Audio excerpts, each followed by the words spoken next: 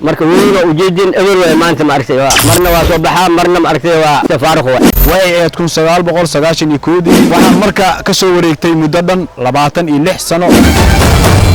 halkani waa Afgoye Media Show fadlan intaan muuqaalka ugu dagalin subscribe dhaho kambaleelkana furo si aad macluumaadka aan soo gelino channelka Afgoye Media Show aad u rukumato oo kugu soo dhaco mar walba oo aan muuqaal soo gelin aad ayaad ugu mahadsantahay daawashadaada. bismillahir rahmanir rahim assalaamu alaykum wa rahmatullahi ta'ala wa barakatuh. halkan naga daawanaysin waa channelka Afgoye Media Show bulshooyinka Soomaaliyeed meel kasta oo aad joogtaan waxaan idin leenahay maalin wanaagsan meel walba oo aad joogtaan. maanta waxaan rabnaa barnaamijyo badan inaan markaa aan ku soo qaadano wabiga degmada Afgoye oo sida tan aad arkaysaan aad u jeedaan muuqaalkan kooreyna idinku soo bandhigay iyadoo markaa nyaxaasti xitaa ku dhex dhaqmaysi inay xaafadii ay dhex galayso. wabigan aan rabnaa maanta inaan taariikhdii markaa fatahaadii ama markaas xaaladda oo sidan ku noqonay inaan taariikh ahaan u soo qaadano. ugu horeyntii waxaan markaa xusaynaa taariikhdiisii ugu horeysay ee wabiga sida tan lagu arko way 1991 markii kala orodkii markaa dawladii hore waxaan marka ka soo wareegtay muddo dhan 26 sano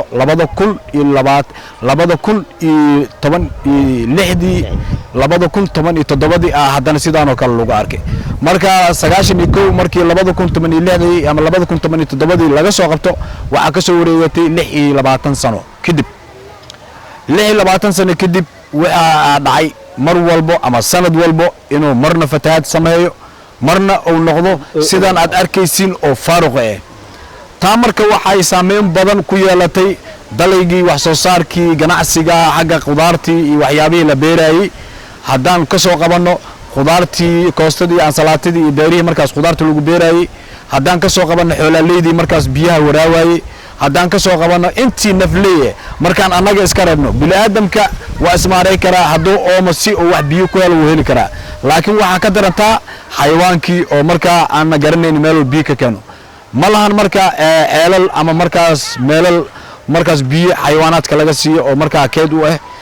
degmada. waxaan marka rabnaa inaan markaa ku soo qaadano barnaamijkeenan oo ugu talagalnay inaan bulshada ugu faa'iideyno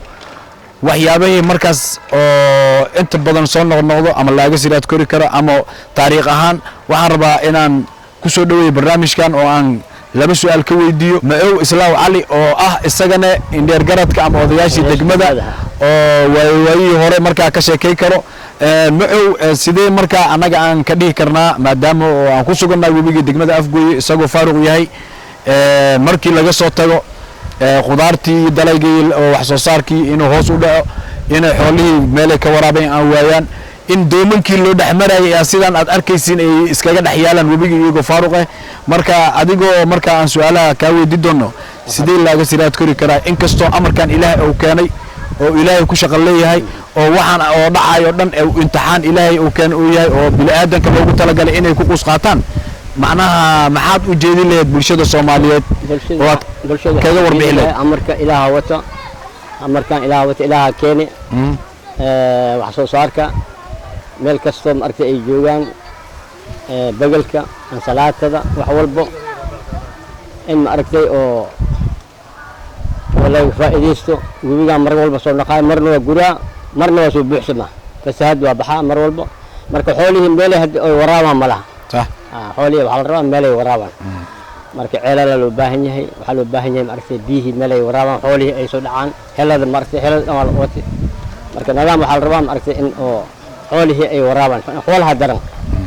bini'aadamka waxa daran xoolaha daran kaas waa Maow Islaaw aad ugu maasantay wali waxaan ku sugannahay wabiga Afgoye gudihiisa